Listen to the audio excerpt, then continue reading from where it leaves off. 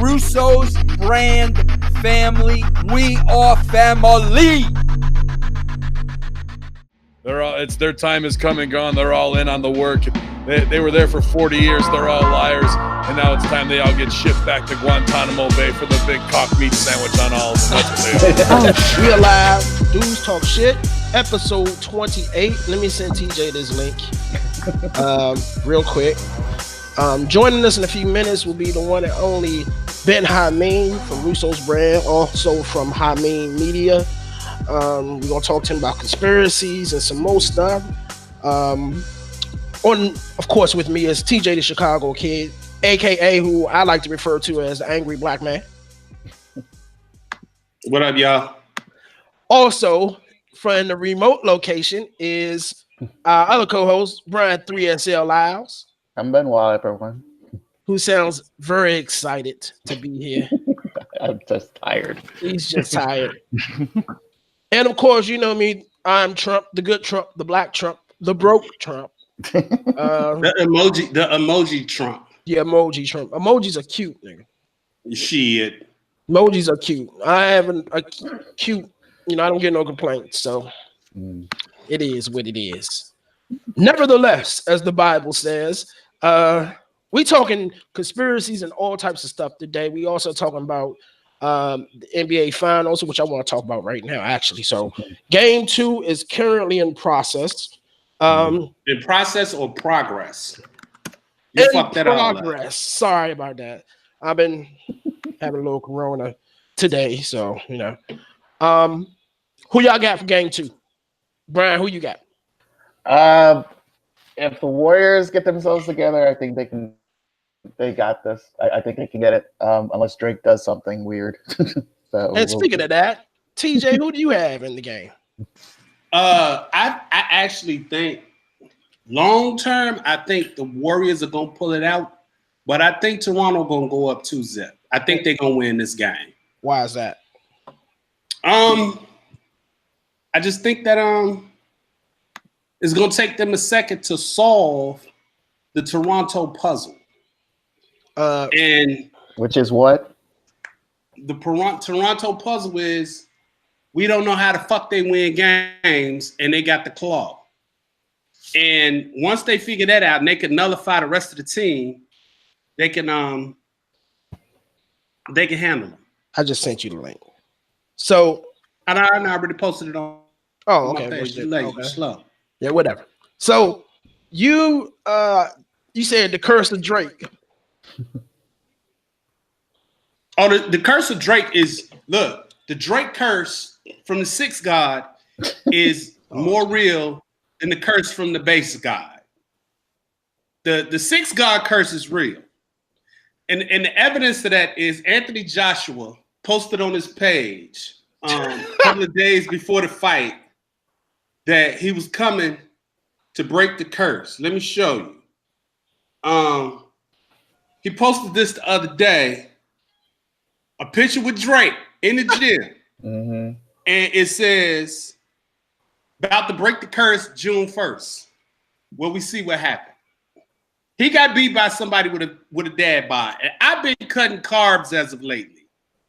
But if you look at the champion of UFC, which is DC, and you look at the heavyweight champion. I gotta get my iPhone charger. My bad. Just DC. You look at the champion, world heavyweight champion, Andy Ruiz. These guys are not the physical embodiment of working out and proper dieting. So after walking the bridge today in scorching heat in a sauna suit and coming back and seeing what happened, I'm saying fuck working out. I'm going with the dad bod this summer. But the Drake curse is very much real. It's alive and well today. I believe that. But we'll find out at the end of the game. So that's it. No more juicing, no more none of that. Fuck that. I just had some fried fish with lots of hot sauce. Fuck it. I don't care no more. I'm giving it up. And all this time, this nigga was pressing me that when you gonna juice. No. Listen, it worked. I've lost some inches. I lost like 2 sizes in my pants. So it worked. And it's noticeable that the weight is going down. It's just that you hit that plateau and you be starving. So well, I'm taking a couple of days, getting some meat, and then I'm a regroup and start over. You never started, so it really don't matter. Well, I changed my mind, and I'm gonna tell you why. I've been, except for this weekend, I've been intermittent fasting, which means I don't eat anything after 7 p.m. and I can do it between 14 and 16 hours. So that means I won't eat anything till 9 a.m. or 11 a.m. I've been doing this for 2 weeks. I've lost 8.5 pounds. Oh, that's good. I feel it. I feel great. The first 3 or 4 days will kill you. Intermittent fasting? Intermittent fasting, because what happens after the 12 hours, ketosis sets in, which means your body starts burning the fat that you already have. It doesn't have the food to burn from anymore, which means it keeps your fat on. So after that 12 hours, it starts kicking in and burning your fat. And I noticed the change. I noticed it. Like after 3 or 4 days, my appetite wasn't the same. All you do after 7 o'clock, if you really that hungry, find something to do, distract yourself. Or just drink lots of water. Just drink lots of water. Or distract yourself. Water is a thing. I hit the bridge. I hit the Woodrow Wilson Bridge today in my sauna suit. And I'm surprised. Normally trying to get to the actual bridge from the casino is a struggle. But I got to the bridge, no problem. Got across the bridge, no problem. Got back, no problem. And I realized that I was in a lot better shape, of course, with the dieting that I'm doing, with the training that I had. And I had this thing full of water when I got to the parking garage. And before I left, I had drank the whole thing. So, yeah. But after seeing that last night, I feel like if in order for me to be successful, I should just eat what the fuck I want and drink all the sugar and juice. Because if you knock out a bodybuilder motherfucker like Anthony Joshua last night, and you built like Butterbean, a taco stand operator, that motherfucker built like he run an icy cup stand or some shit. That was that. But the fucked up part about it is not only did he fucked up the church's money, because that fight between Joshua and Wilder is $100 million fight easy. But now that the undefeated record has been erased on Joshua, the fight don't look that attractive no more. Well, give it time. He'll recover and, beat some He other. lost to a dude that looked like he delivers pizza and eats a slice out of each box that he delivers. Again, nowadays everyone's comparing that upset to the Buster Douglas one. So, I mean, okay, Tyson came back within time, so give it time, and he'll get his big money payday title shot down the line. Okay, school me here on Anthony Joshua, because I've been hearing about the other heavyweights. I didn't know who the hell Anthony Joshua was till last night. Same thing as no one knew Buster Douglas was. He had heavyweight titles. He only had who? Anthony Joshua. He had 4 to 5 major titles. He had the IBF, he had the IBO, he had the WBA, he had the WBO titles. The only other title left is WBC, which is actually the most prestigious one. That one belongs to Wilder. Then you have what's called the linear championship, who is the man who beat the man. The man who beat the man who beat the last linear championship was Tyson Fury. Tyson Fury beat Vladimir Klitschko, who had all of the belts. He had all of the belts. And Tyson Fury beat him, but then Tyson Fury, he started drinking, started snorting cocaine. He ended up giving up all of the belts. Then they start fighting for vacant belts. So now they're trying to establish a linear champion again. So right now, a fat Mexican has 4 out of the 5. You got to be racist about it. But Why he's a fat the- Mexican? First of all, he's the first Mexican heavyweight champion. Well, not necessarily true, because there was a fighter back in the day called John Ruiz, who had the WBA heavyweight championship, and that's the one who Roy Jones beat when Roy Jones won his heavyweight championship before he got knocked out by Antonio Tarver. So, and Ruiz is technically the second Mexican heavyweight champion, but he's the champion because he has a majority of the belts now. And Tyson Fury is the linear champion because he beat the last man who was considered universally and accepted the heavyweight champion and not just a heavyweight title holder. So while Wilder is considered a title holder, Ruiz right now is considered the champ because he owns a majority of the belts. See, this is why I hate boxing. They got 8 belts for one division. Why? Why don't you just, if they were to merge, which probably ain't gonna happen because of the reason you just gave, but if they would have one boxing heavyweight champion, hell, I could take 2 boxing heavyweight champions like they do on a Raw champion, SmackDown champion, whatever. The most I can deal with is 2. How many heavyweight belts are there? 8? Depends on the division. So this is how it works. Each division has each belt organization, ranking organization, has a belt. They have the championship belt, then they have a minor belt. So like the WBC they have the championship belt, but then the minor belt is the NABF. So that's like the minor belt. So it's like having the World Wrestling Federation Championship, and then under that you have the United States Championship, or you had an Intercontinental Championship. So it's like that. But then you have an organization like the WBA who has the super champion and then the regular champion, which is really, really fucked up. Then you have the IBF. The IBF is fucked up because the IBF requires their champions to fight every 3 months. So if you fight somebody and you hurt your hand, you win you're the champion, you fight somebody, you hurt your hand, and the doctor doesn't clear you in 3 months, they'll strip you of your title. Then you had a WBO that comes out of the Philippines.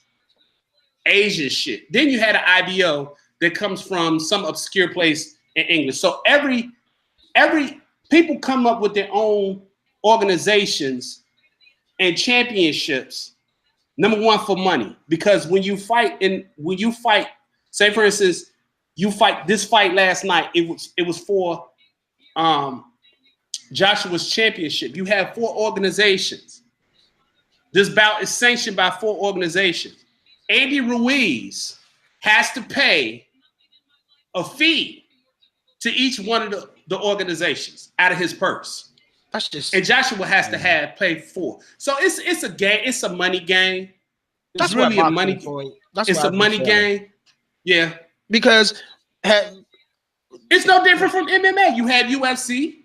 You got Strikeforce. Right, but who cares about those? Like, you're not going to see the UFC champion go over and defend his title in Strikeforce.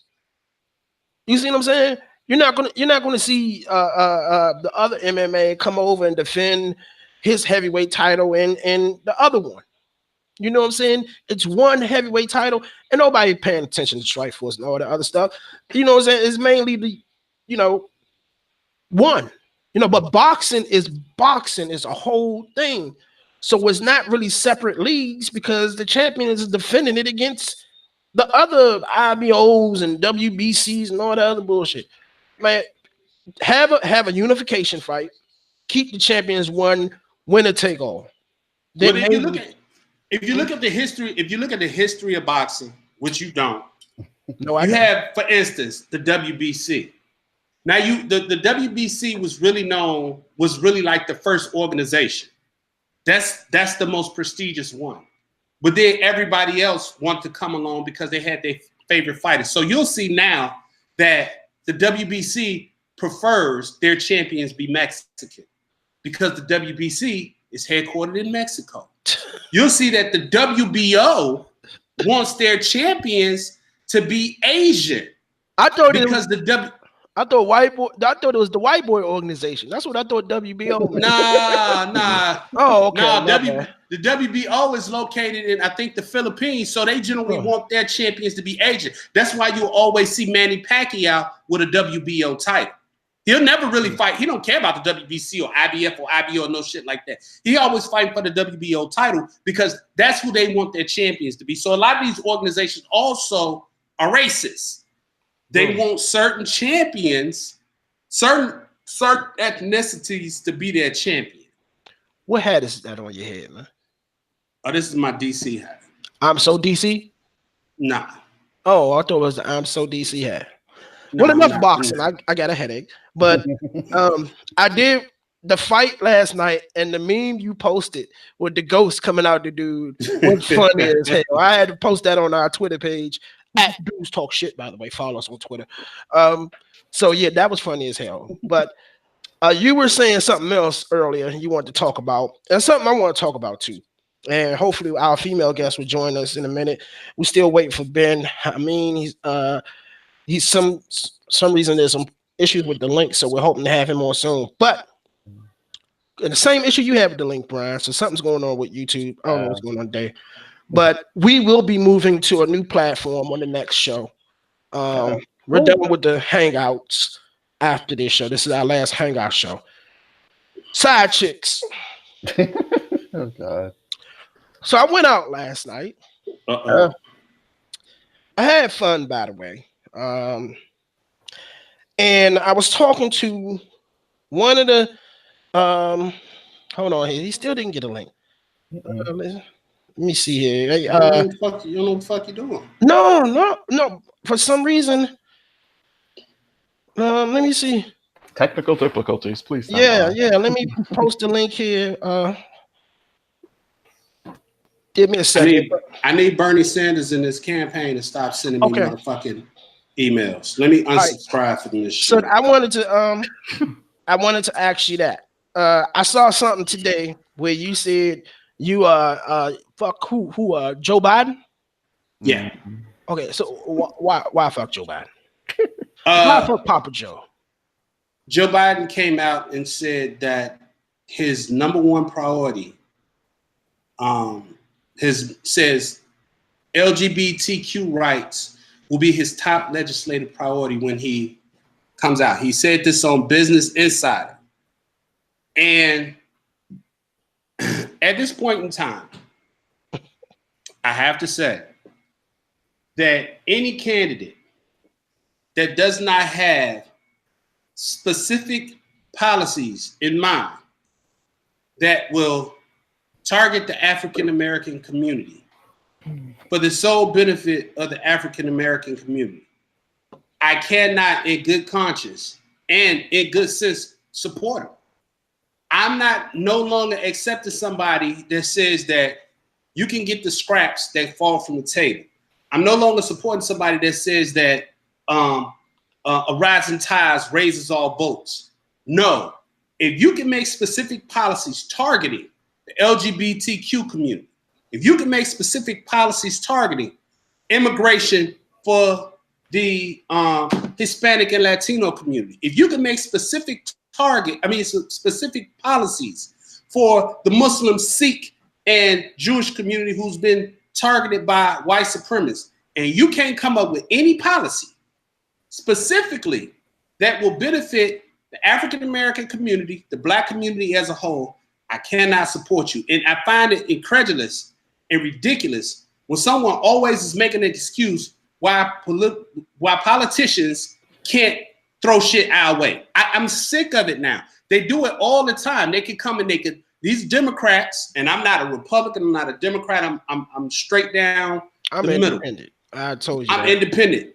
It's incredulous that they can be so hell-bent on supporting everybody else, and then when we're looking for something specific, it can't be done. It's against the law. That's bullshit. So fuck Joe Biden, fuck Bernie Sanders, fuck Kamala Harris, fuck Cory Booker.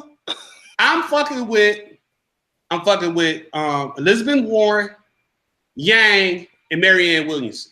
All the rest of them can kiss my natural black ass. All right, well, before we go on, I want to introduce one of the most charismatic person I've seen on podcasts. He's fun. He cracks me up every week when I'm watching the brand, the Raw SmackDown review show.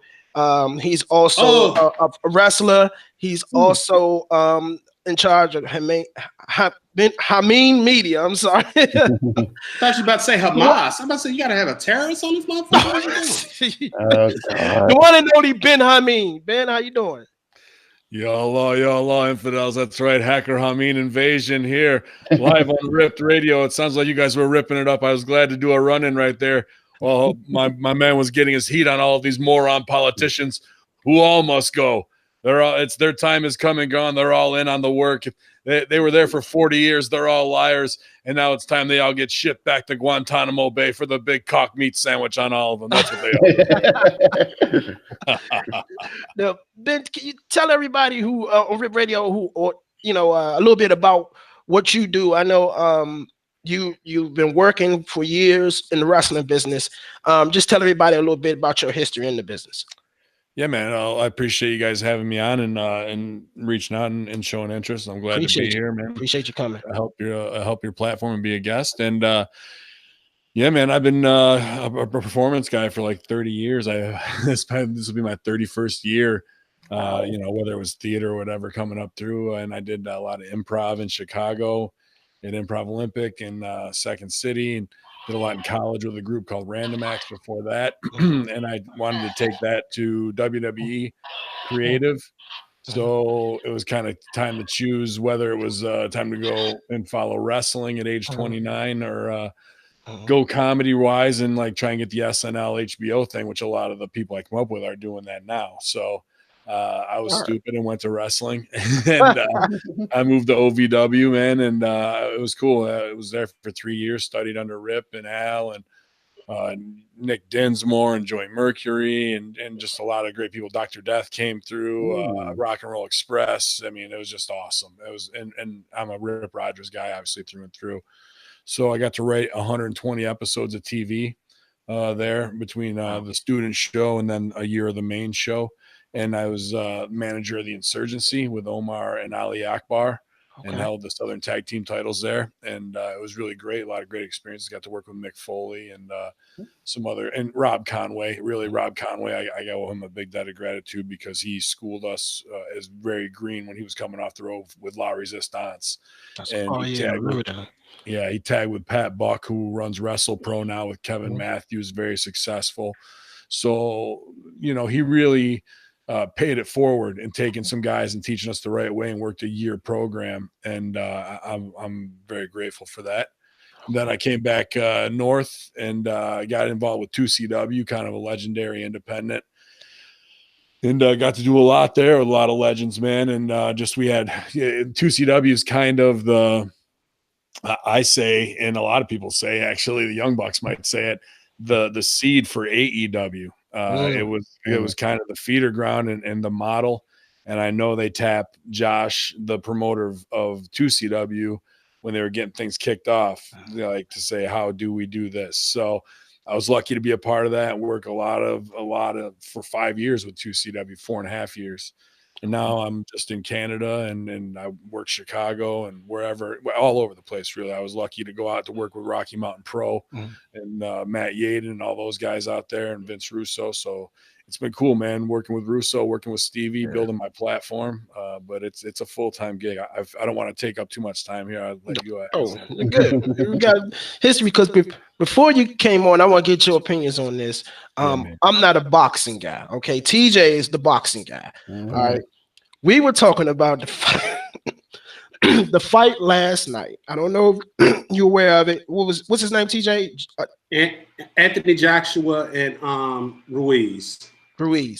Yeah. Did you see that fight, man? No, you're gonna have to school me on this one, man. I didn't see it last night. I probably will catch it. I'll steal it someplace, but we're about to spoil it for you. But that's all right.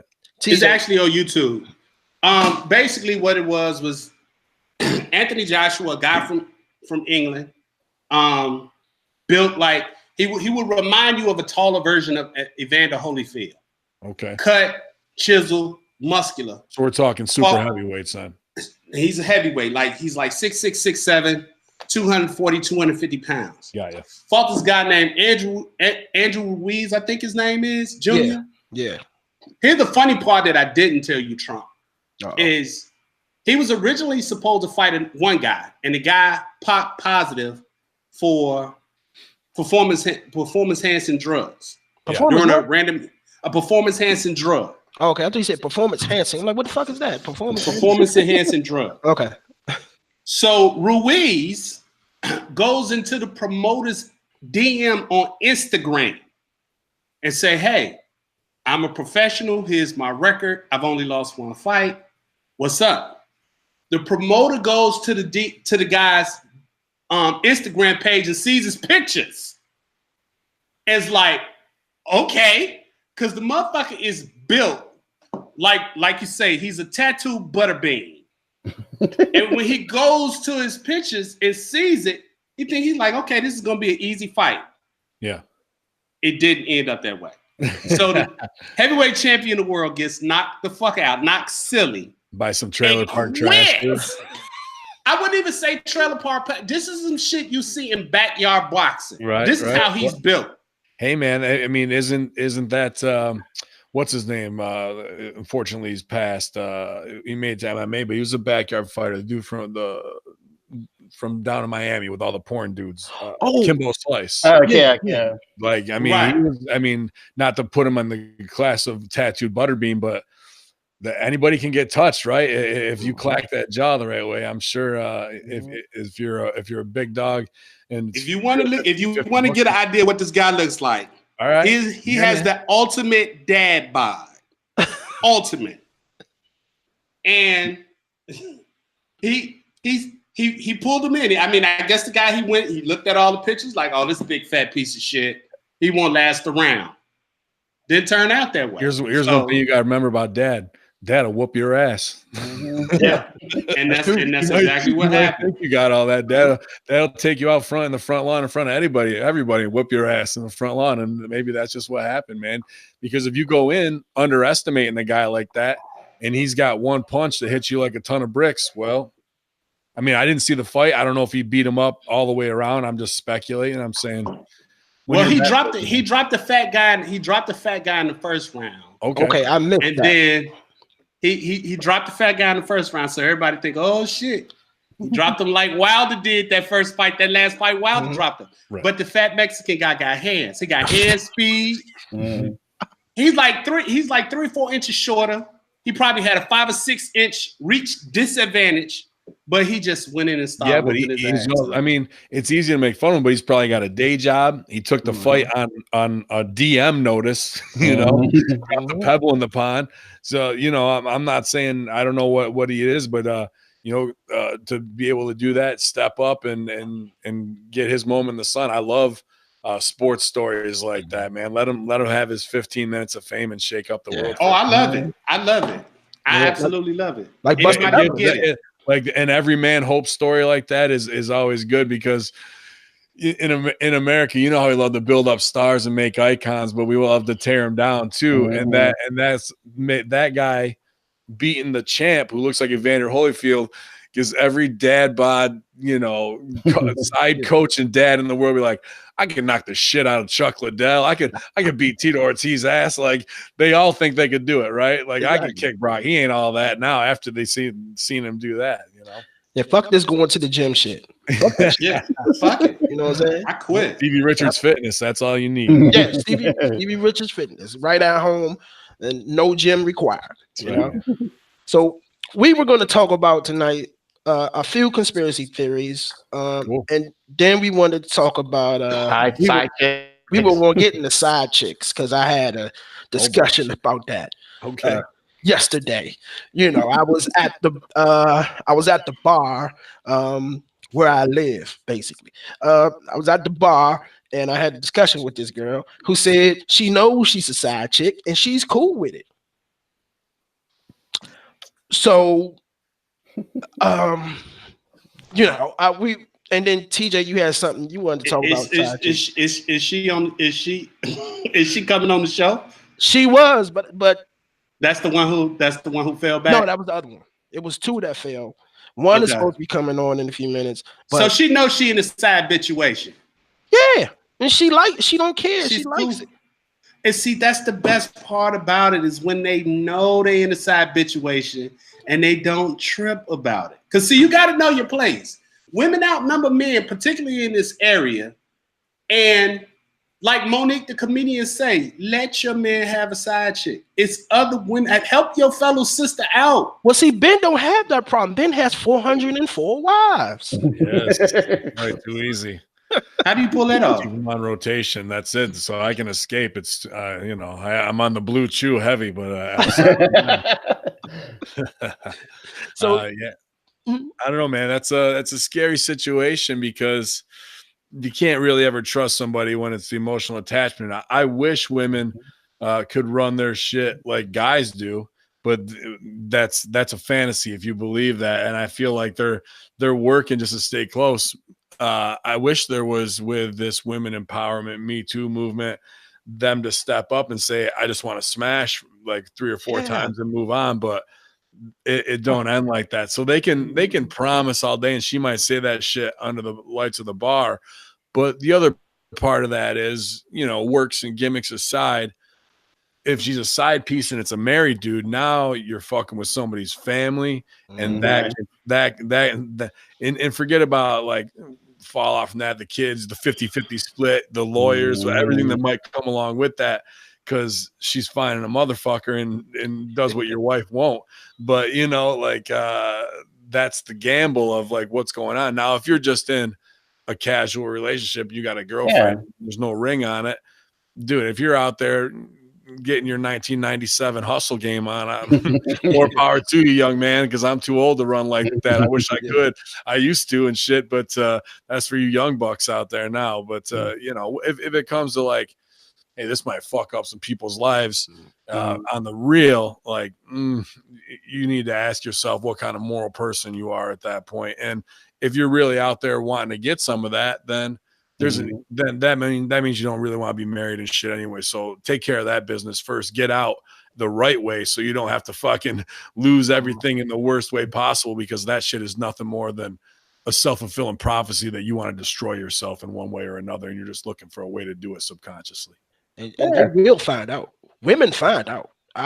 Dude, we're fucked up. You ain't gonna hide it. Yeah, if you're gonna just be upfront about it. If everyone's let's say this, were you upfront about it, or she was upfront about, hey, I'm okay with side pieces and all that stuff? Well, I told her I was like, hey, how you doing, whatever, because she was eyeing me the whole night. She was across the bar, and fine little thing, and I'm looking at her. So we drinking, and she comes over and starts conversation, which is women don't rarely do that. She has a dude. Is that what she's saying? She said she's a side chick. Okay. She don't mind it. She's been one before. She'll do it again. And what he has on his is his business. Mm-hmm. So to me, it sounds like she's just DTF, Yeah, that's where you make up a fake name. You got a kayfabe name ready to go. You don't even know your real name. None of that shit. Yeah, I give him my middle name. It's like Ben said. If you're single, you just going to have fun. That's fine. I think my issue would be is if you're married, stay away. There's no need for that. I just think that will ruin, like you said, that will ruin lives. That will ruin a lot of things. And just use wrestlers' real names. Like I'm Mark Calloway. My name, I'm Sean Hickenbottom. You might have. You don't but I come around here. I'll say yes. See, what's your name? My name is Ben. TJ, you got a side chick? Not anymore. Not anymore. I know why he's saying that right now. Is the speaker on? No, I'm on my headphones. Oh, okay. I'm about to say. I said, look, I take it outside. He's in a different room, right? He's in. I don't care. I don't care. Oh, you care? You my situation with the one that I had the one that called me and told me y'all were together last week. What happened? No. This one been gone for a while now.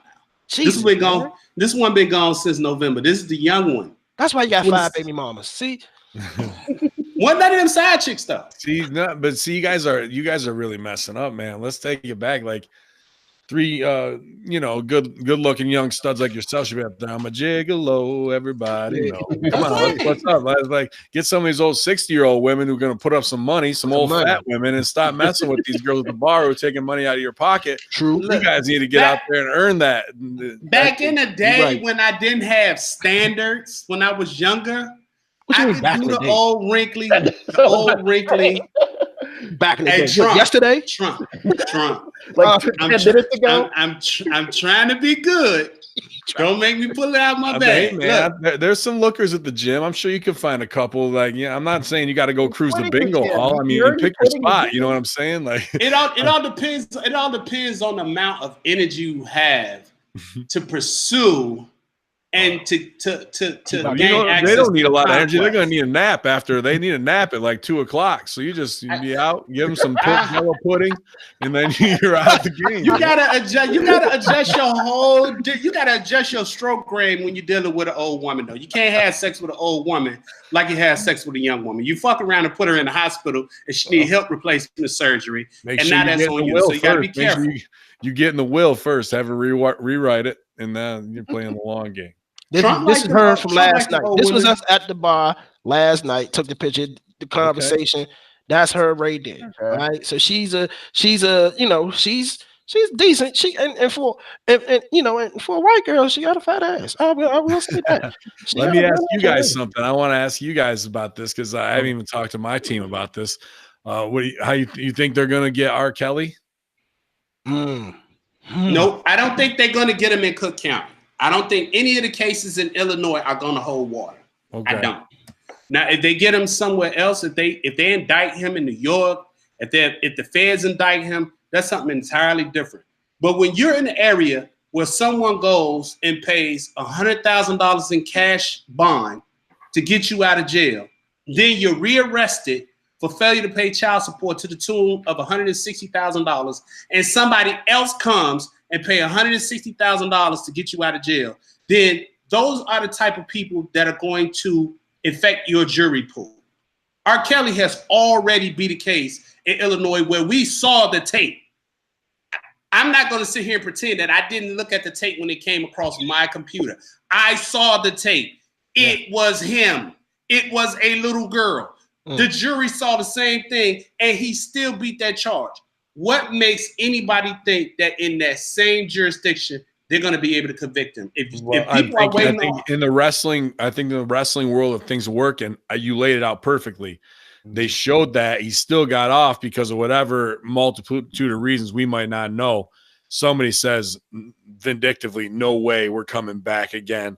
And even if it's on some Al Capone shit, right? Like Al Capone had tons of people murdered. What'd they get him on? Tax evasion or some shit at the end of the day, right? Like they're going to want justice. And not just for him. It's the Me Too movement, Harvey Weinstein, the fact that they can't get Michael Jackson after all that shit too, and that his shit dropped at the same time, where that's calculated, defamation to keep that shit going forward. I'm curious if he's the one after Bill Cosby, they're just looking to tack people to the wall. And even this week, we talked about in the Conspiracy Horseman, Martin Luther King Jr. now wrapped up in the Me Too movement with his legacy as we, say, can you go back to the past and think about every bridge and street in Atlanta that could be renamed because they would have to, because the outcry of the social justice goes to such a far extreme on one pendulum. Will it get that where they're eating their own feet? This Me Too movement. Oh my God. We had a whole show on that bullshit. She had a fat ass though, right? She had a fat Well, and she's on the air now. So. She don't know about it. It is what it is. She lives in Pennsylvania. She was just down here for the weekend. She'll come back down here. But no, I think the Me Too movement has. Oh my God. We had a whole show on this, and it got heated because me and TJ, I think the Me Too movement is a bunch of bullshit. TJ TJ has a theory. Speaking of conspiracy theories, I know you told me, TJ, about the Me Too movement. Where you think it comes from or how it started? I think it's just a catchphrase, and a lot of funky bitches. Repeat that. Hairy armpitted, a bunch of funky bitches, hairy armpitted, free bleeding feminists who hate men. They're complete misogynists, and what they want to do is they want to use this misandrist. Okay, misandrist who want to use this phrase to get money. It's not even about protecting women. It's not even about, stopping abuse of women, because there's certain demographics of women who are abused that the Me Too movement don't say shit about. If you see a police officer dragging a woman of color, a black woman or a Hispanic woman down the street, or punching her in the face, and the Me Too movement don't get upset about it, that's bullshit. But when you have a police officer of Somalian descent shoot a white woman in Minnesota, and he's immediately charged, and he immediately goes to jail because there's such a public outcry, it's just bullshit. They're using the Me Too movement to try to get equal play, to try to strong arm men for some of the injustices or the inequalities that have happened to women in the past. But it's about money. It's not about rights. It's not about protection of women. It's about cash, period. Okay, if you're saying it's about cash, like what cash are you talking about? I mean, what kind of cash? Who's trying to get this cash? What women, when we think of Me Too, what women do they push out? We push out celebrities. We push out high profile cases. Right. What about the everyday woman on her job? We don't use her as an example. We use Melissa Milano. Because again, Melissa Milano. Right. Because again, like you said, how the Me Too movement got pushed is basically not just Alyssa Milano. It started with Rose McGowan. Tarania Burke. No, it started with Tarania Burke. Oh, you can go back. If you want to go back that far. So, but still, it's like Rose McGowan pushed it even further, and now Alyssa Milano, and now even a lot of, again, notable A-list celebrities who dealt with, Harvey Weinstein and things like that. Now, mind you, if you're the average woman, yes, they go through the same process of maybe probably as these celebrities.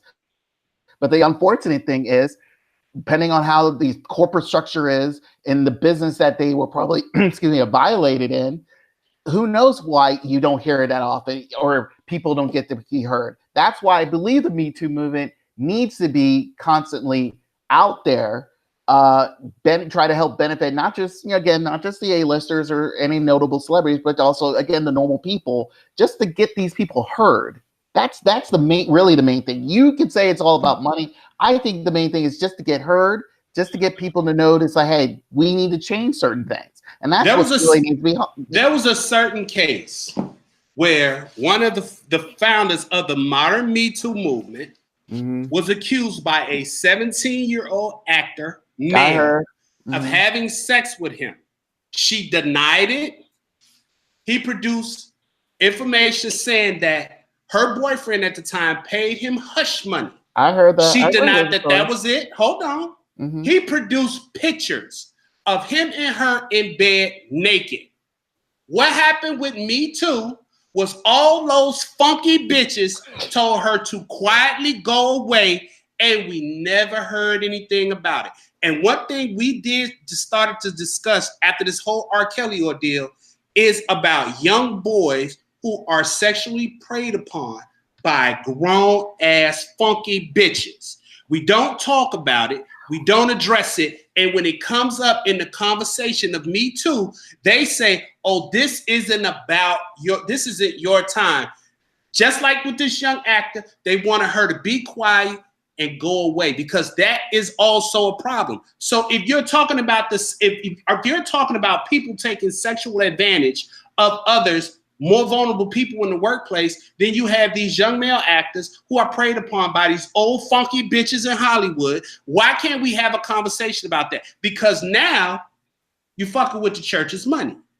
We can't keep pushing fucking Gloria Allred out front to represent all of these motherfucking women if we got these same women that are abusing their privileges, the ones that are in power, that are abusing their privileges, putting men on the goddamn casting couch because it fucking happens. So Me Too is about getting that bag. It ain't about the rights of people in the workplace who are being subjected to the sexual advances of other people. No, it's about women trying to catch up with men financially, period. That's your theory, though. Am I right? Is that a theory? It's a theory. It's a theory if you got evidence and proof to prove it wrong. Okay, so basically, just because you disagree with my premise, I'm not saying disagree. I'm saying is that's just a theory on what you're saying. What have I said that's not factual? I'm saying it's not factual. What I'm saying is, what I'm saying is it's not a theory. But you're basing on certain things. So mind you can list out all the news related stuff to a point where you're claiming it's all about money. I feel that it's more than just about money, and it's more about respect. That's what really it's all about. So why did they take one of their leaders and one of their founders? Why did they tell her to go away quietly and shut up? Why did they not use that? Like why did they not use that? It's just like any news cycle you see nowadays. There's you see one thing, and then next thing you know, Bill Cosby wasn't a news cycle. Yeah, it was. Harvey Weinstein wasn't a news cycle. Yes, he was. R. Kelly is not a news cycle. Yes, he was. Did y'all see Bill Cosby in jail recently? Bill Cosby in jail recently? What's a news cycle? What's a news cycle is when one of your founders in your movement has been proven to be a fucking pervert with a 16-year-old boy at the time, and he produces pictures of them in bed, and your entire movement, it was not. Now again, it depends on which news media you look at. It was part of a cycle.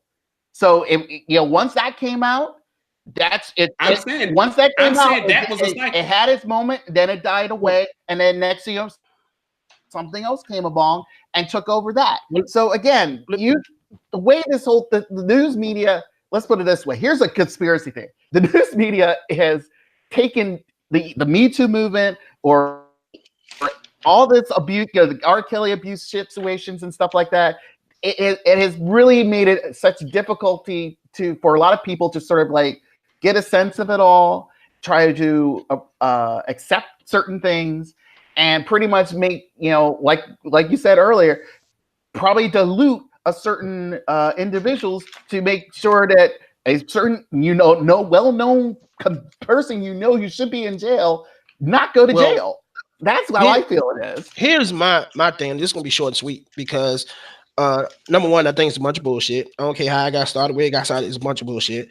Number two, I think what is happening is that as a man, sometimes, you feel like you can't say shit to women anymore in any way about anything because you never know what can happen.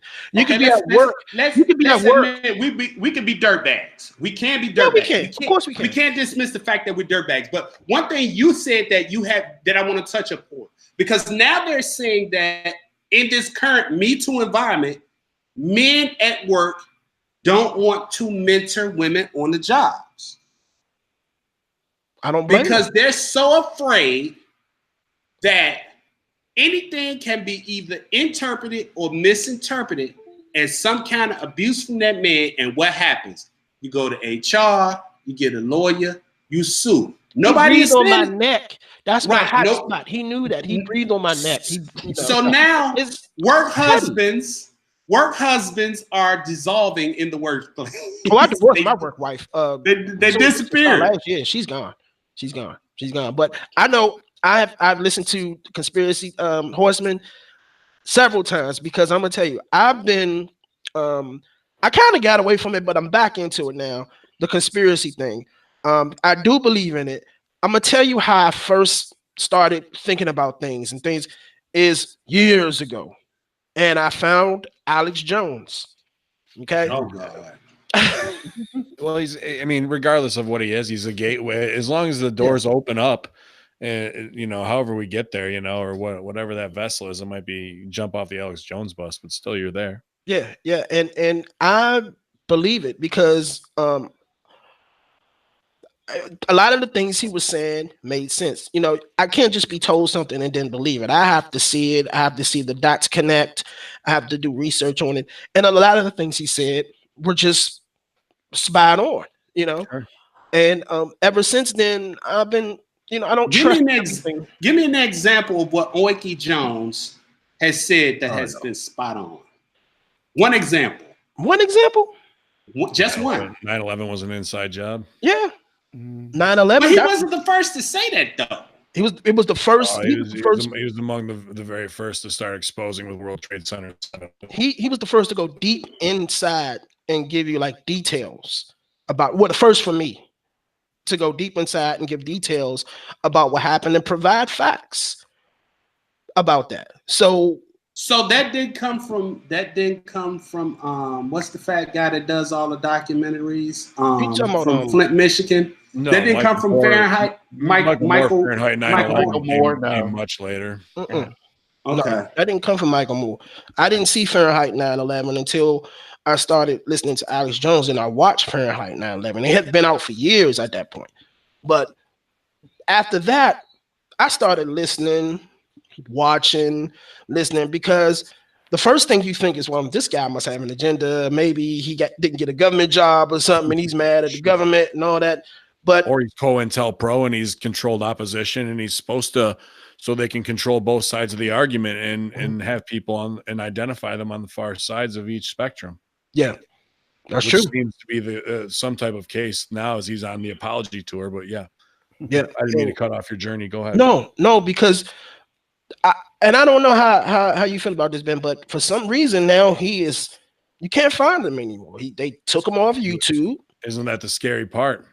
Yeah. They threatened. They had the apocalypse. I went from making about $300 a month to about $3 a month. Wow. One of my best friends is in Epic Rap Battles of History that I came up with through college and made a lot of money. And then that faucet was turned off like that. He was the number 2 guy on YouTube 2015. I remember those. They shut it down? Well, the studio and what they had, I mean, when YouTube was at that time was all about the Wild West and creators and what we're doing now, and you can make some money on the side and get your hustle on, right? Do all that. But then when they really started had to pay out, well, that's a different story. Holy shit. Look at all these creators and people that are getting bigger numbers than TV.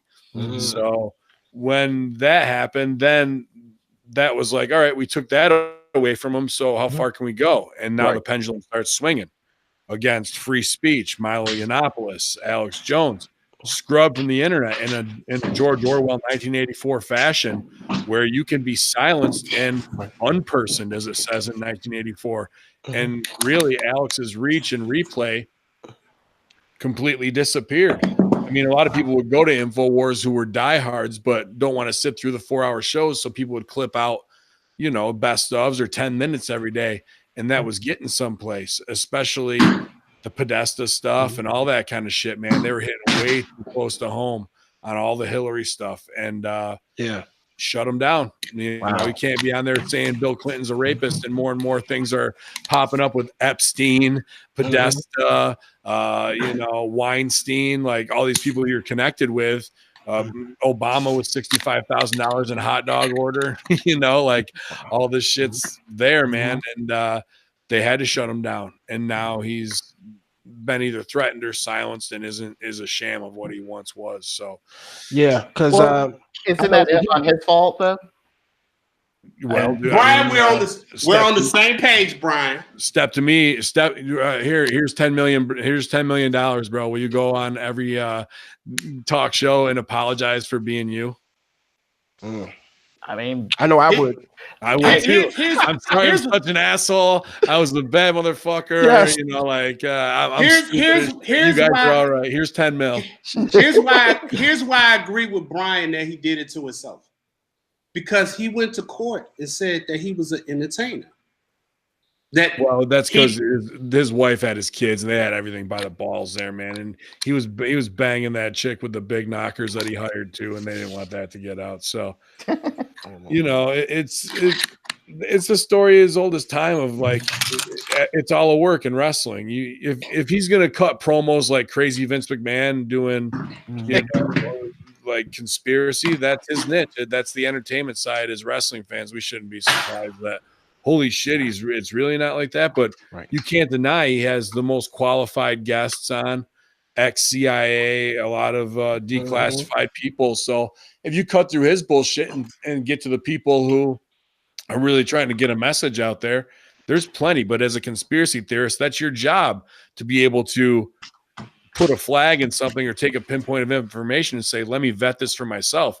I'm not here to follow anybody blindly. I don't expect anybody to follow me blindly. If I say some shit, it should be, oh fuck, I didn't know that. Let me go check this out. Right. And come back at Hamin. Hey, you were fucking a little off on this, and I'm willing to change my perspective. Right. But if you're just going to knuckle down and be like, Alex Jones, go fuck yourself. Everything you say from this point is moot. No, it's the fact that, hey, I'm open to all types of opinion except for closed-minded ones.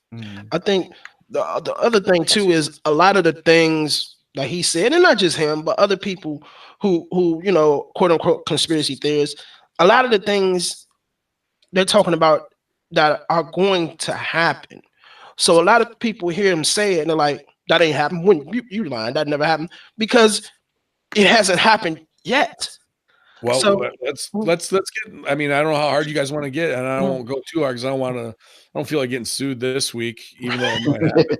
Is, you know, when they buried him when he came back on the apology tour, just in the New York Times, whatever it was, 6-8 weeks ago, they dropped in the news cycle that day the boom apology stories, and the big one in the New York Times where they buried Wolfgang Helbig, who is one of the lead guys who was investigating Sandy Hook. Now, Alex takes all the heat for saying Sandy Hook was phony, goes back, I didn't mean that, But there was a documentary called Dear Wolfgang that Marty Leeds put together on YouTube before his channel was completely demonetized. And it breaks down all the work that Wolfgang Helbig did. And he didn't do it for some big monetary gain. You know, it was simple logistic questions. We had him on the Horseman twice. And he's not getting emotional about the shooter. He was a school security superintendent and principal, and also a former highway patrolman. So he's looking at it through the logistic eyes. And that Dear Wolfgang documentary isn't emotional about Adam Lanza and the shooting. It just asks a lot of questions that are completely unanswered. And to follow up on, dude, think about all these shootings we've had since Parkland, whatever, right? Wouldn't CNN have people from Columbine and Sandy Hook lined up as professionals to like give their fucking 2 cents? We never see any of these people. The fact that the coroner declared all those kids dead within a few hours, 20 some odd dead, and then they take the bodies out in the middle of the night and the parents aren't allowed to see them. Like things against protocols, that porta potties were ordered first for crowd control. Like in a logistical sense of going down the timeline, things just stick out of like, what's strange? People that were paid off $180,000, people's houses paid off. And supposedly every victim of every family has moved out of the Sandy Hook area, relocated in some type of witness protection. It's simple questions, nothing emotional to get worried about, like gun control and those arguments and safety and precaution. Gee, simple porta potty questions, they get shuffled out into the atmosphere and can't be answered. And in that documentary, you see cops that are like standing out after he does his Freedom of Information Act requests to go get these just simple papers. The cops are like bowing up on him, like, and this is a 70-year-old man who poses no threat, but you can see like something isn't right. And if that's just that enough, but now here's Alex Jones on this apology tour, and like I said, we love building people up like R. Kelly, whoever, so we can tear them down and feel superior. So we can say, I can knock out the fucking champ. Here's Alex on the apology tour. They slander Wolfgang's name. He's down in Florida in his retirement community, so he can take the licks for a minute and just stay under the radar. But look at how they want to ruin people and keep an agenda going. And right now I've been getting hit up by Hamin army people, Hamin media people saying, hey, check out these things that fit a false flag narrative, crisis actors, and then military and private transport in an area. In the last probably 72 hours, I've gotten a couple messages from our loyal fans. So wow, like people are vigilant, and it's because of Alex Jones exposing things like, I'm sure you remember this, Operation Jade Helm, saying Agenda 21, and looking into these things that are real military actions on the American people that are designed off of Operation Northwoods that designed the false flags in the 60s that were eventually carried out as 9/11. So, yeah, you know, I feel bad Buddy's not here right now, but when you say, well, what has Alex said is true? There's a shitload of rabbit holes I just laid out for you that you could go down and learn a ton about what really goes on in this country. I don't know where he went. He walking through rooms. I had to go to the bathroom. Fuck you. Yeah. No, You had a fat ass, though. I'm telling you that. Right now. The white girl, she had a fat ass. Yeah, she did. Put it up here one more time. But we were talking about one conspiracy theory before you came on, blaming on the. I like me some cronies too. Oh yeah, I'm gonna have me a little bit now. The curse of Drake. Yeah, I don't even glass down here. I'll get real scumbag with it. Why not? We'll have one tip on with you boys here. Yeah. Oh wow. Oh man. This has been brought to you by. Yes. Crown Royal Black. Can we Crown Royal Black from my man Triple D from Dippin' Donuts, man. Best donuts in New York right here. But dude, he's got quite a liquor collection. Every time I end up going over to his place, he's like, take this bottle of bourbon home. So fucking I always appreciate Triple D, man. Damn, I'm quite mad. This is the only drink I got. Damn. I'm already sober. I just damn. Oh, I don't even want to drink it no more after seeing that. But we were talking about the curse of Drake. This is a conspiracy that TJ made up. I didn't make this up. You didn't make it up. Okay, so I didn't make this up. We're about to go 0 to 100 real quick right here. So real quick, since Ben wasn't here when we did it, what's the conspiracy of Drake? One more time for the folks that missed. Conspiracy of Drake is anything that Drake touches sports-wise is destroyed.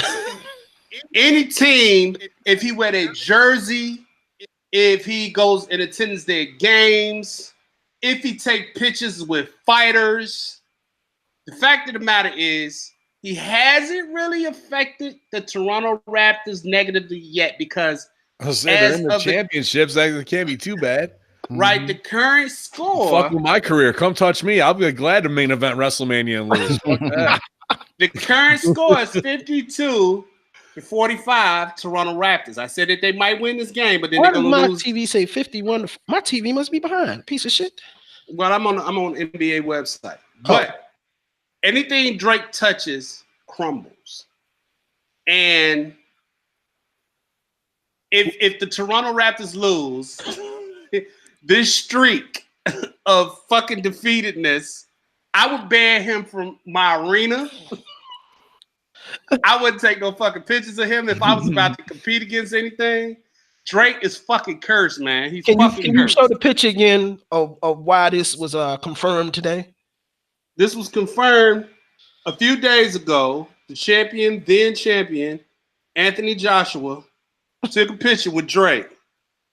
There we go. And it says, about to break the curse, June 1. And what happens? He gets knocked out of the knocked outedness. So who got the Drake playing? You don't want to. Oh, this is gonna be our last show. Want oh shit! You played Drake on the show, right? No, don't play Drake. We'll fuck around and get my electricity get cut off. So yeah, it's terrible. I'm already out, so I'm good. The stream is over. Fucked up. Bring the clip back, empty dog. Come on. They're in the finals. You don't hate on him because he's prettier than you, man. You're the prettiest one on this show. Don't hate on him. Yeah, we can see why. Don't say that to them too. Don't say that to them too. I said every show. Look at Hacker come in the locker room and roll the grenade in, just fucking y'all. I said every show. I said every show. and they don't want to accept the fact that I'm the best looking motherfucker on this show. Ben, But you see, made now him y'all had somebody else say it. Did you It gotta Ben, be you just true. now we got to deal with this shit for the whole rest of the year now. Oh shit. Whatever the Ben, fuck. watch on the next show. Trump, you know I look the best. Ben confirmed it. Play the clip. Oh, you just Yep, you know I'm gonna have the clip ready. look at him. He smiled this much this whole episode. Look at him now. Yeah, the fuck ever. Man, please. What the fuck ever? But anyway. Oh man, hey, look, we had a promotion ceremony Saturday. But then he started talking to them chicks about his Me Too ideas, and he fucks it all up. That's the Hey, thing. He just needs to be quiet and look good. That's his fucking problem. But Let listen, me tell you something, Ben. this is what I try to do. What I try to Listen, y'all thought bitches, and let me tell y'all about Me Too movement. Fuck y'all. All right, you're all out here to get money. I know what you're all fucking trying to do. You're not trying to trick me with my skateboard motherfucking hat on. I will do it. What I understand about women, women don't want to be treated nice. They don't. Ladies Not love in the the bad beginning. boys, man. Ladies love They the bad don't. boys. Women are natural conquerors. They got egos bigger than ours. They gotta feel like they can conquer you. So I make it an obstacle. I become an asshole. You should see some of the rats that come up to me in Congo Kong at the merch table. They might be able to conquer you, man. Some of them 300-400 pounds. There's nothing you can do if they want a piece of your pretty ass. They're gonna get some. Trust me. Pretty anymore. Oh my goodness. I stay locked and loaded. I shoot a bitch in the foot like on motherfucking what's the movie Harlem Nights? I shoot a bitch toe off. Blow a fucking foot off. Man, we've had so many females come on the show who will not come back anymore. I'm shocked by that. They're not coming back. That's y'all fault. What you mean that's my fault? Fault. That's y'all fault. I keep asking Melissa Renee to come back on, and she keeps saying yes and never comes on. Because you're asking her. All you got to do is say. All you got to do is say, TJ, hit up Melissa, ask her to come back on the show, and she'll pop up. When she was on the show, you shot your shot, and it was an air ball. Here we go with this shit. First of all, tell the man who Melissa is. It's Floyd Mayweather's baby mom. Oh, okay. She was on the show. She's paid, all right. Oh yeah, she's paid nice. She's paid nice. And you got some. Yeah, she's fine too. And I think the reason she won't come on the show is because TJ. Well, let you tell it. Hey, there's according to you, she was coming on to the show to straighten me out. Was that not what you said? Yes, but did she come on the show? Well, that's probably your fault. Because you're such a fucking pervert, and she know you're fucking pervert. You probably creep her the fuck out. I don't creep her because she's been on a lot of shows of mine on Rip Radio before, but she just won't come on this one because you on there and you creeped her the fuck out the way you were looking at the monitor like this the whole time. Mm-hmm. Look, I was high. Talking about you gonna shoot your shot, and you built a house with so many bricks that you shot. Now. Sorry, man. We all have bad matches. We all have bad matches. This is how it goes. Look, here's what happened. That's all right. Take your notes. We're gonna go back. We're gonna get it right next time. Both of these two was acting like schoolgirls. Both of these two was acting like schoolgirls.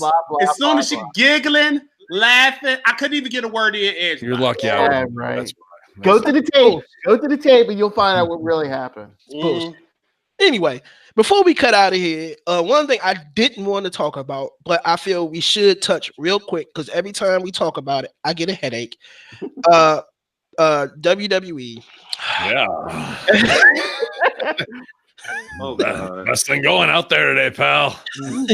Ladies and gentlemen, Vince B-I-N-C-E McMahon. That's he does a great impression of Vince McMahon on the Raw Review SmackDown show. He does a great impression of me. God damn it, every week now. I've lost my marbles. Oh yeah. It's all about the money.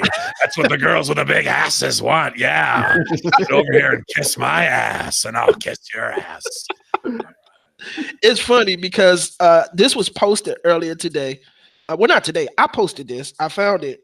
On our Twitter page, at Dudes Talk Shit. It was a picture of Vince McMahon Oh, one of my favorites. Stand back, pal. All right, yeah. They added One of that my new best dance country sequences song. ever right here. Look at that guy. Handsome, full head of hair. Virile, huge grapefruit swinging in between his legs. Look at that. Oh, yeah. So that's the sexual jackhammer. That's what I call that move right there. Yeah, Linda likes that one. Come on. All right. Steph, come on. Get up here, Steph, and do the sexual jackhammer with me. Come on. And they put in the country, that new hip hop country song out. Oh. They put that over top of it. It was so funny. Nas is on there. Yeah. They put it, and they just looped him dancing for like 30 seconds. It was too funny. There's another one where he's in a blue suit and it looks like, I don't know if it's James Brown or like a knockoff like that of that time. It had to be shot probably on the same era. If you just go on Twitter and do Vince McMahon dancing, it comes up, but he starts to get into it, and the camera gets close, and he does his face like, oh, yeah, all choked up, and he gets way into it and starts doing the Birdman dance. Like I think he came up with the Coco Beware Birdman dance, and that's where Coco got He had to. He had. It's very close to that, dude. But he starts to really get into it. He loves that Southern black soul style, man. Like he just really likes it, but he has to kayfabe to be, I mean, you saw it with New Day when they came out as the Southern Baptist Choir in the beginning. Like that's just a piece of him that from his childhood that I think sticks with him all the time, and he wants to let loose like those old days, man. But he's an old white Connecticut guy, so it's always funny when he does. Rich guy too, so he's an old white Connecticut guy. His organization sucks, but he's really a North Carolina trailer park trash kid, is what he really is, bucking as a billionaire in a land of old money. So I love those points when you get to see like that he's really just, as common man as Dusty Rhodes is at the end of the day. He's self-made. I mean, he's self-made millionaire, billionaire. But I'm going to say this because I know we could go in personally. And I watched the Raw Review SmackDown review show with you and Stevie and Vince because of you guys. I don't give a shit about the shows. Raw, SmackDown. There's not much to give a shit about. It gives me a headache when we talk about shows. I get a headache. First of all, I can't sit 3 hours of wrestling. It's not wrestling. It's sports entertainment. Three. That's 5, and then if it's pay-per-view week, you've got 11 to get through, or possibly. And I was watching Impact too. I had to Impact's been good, but I had too many shows going on, dude. I was watching 13 hours and doing 15 hours of podcasting at one time. Someone did a breakdown of Raw, and they said out of 3 hours of broadcasting, they only do 23 minutes of actual wrestling. The rest is just. I don't know about that number, but it could be 33% because they went 26 minutes, no wrestling, and then 46 minutes last week, no wrestling to open the first hour. But I've heard they're rewriting shows on the fly, and it's rugged, man. It's real bad, and it's sad to see because we love this shit, Like we don't want to come on every week and be like, holy shit, we survived another one, like we're some troopers, like.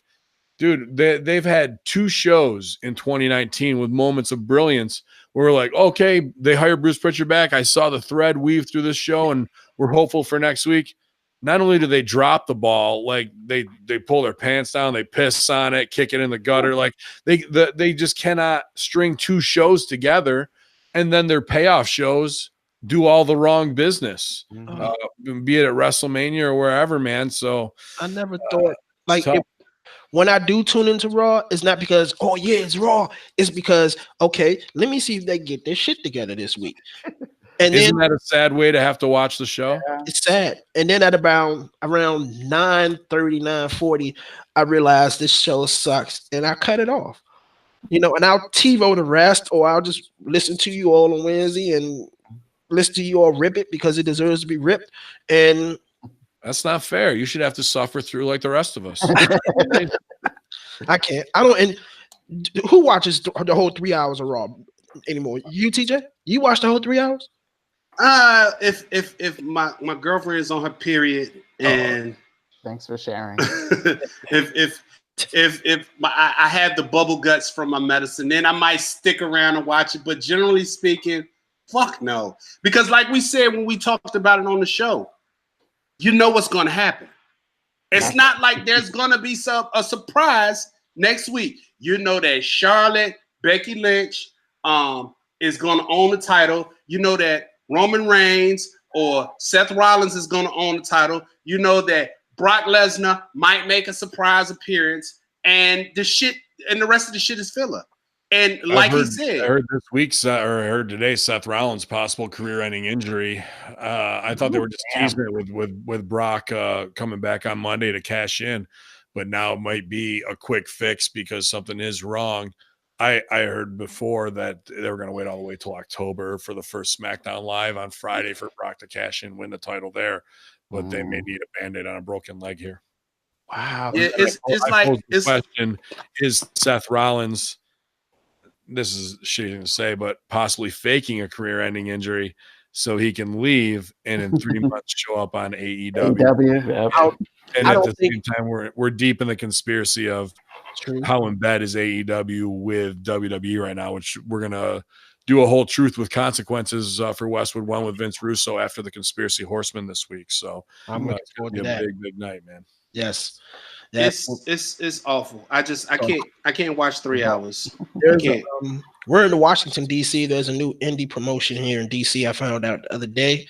Thinking about checking it out, but I want to talk to some people who see it first. I used to run shows in DC, Maryland, and Delaware way back in the day.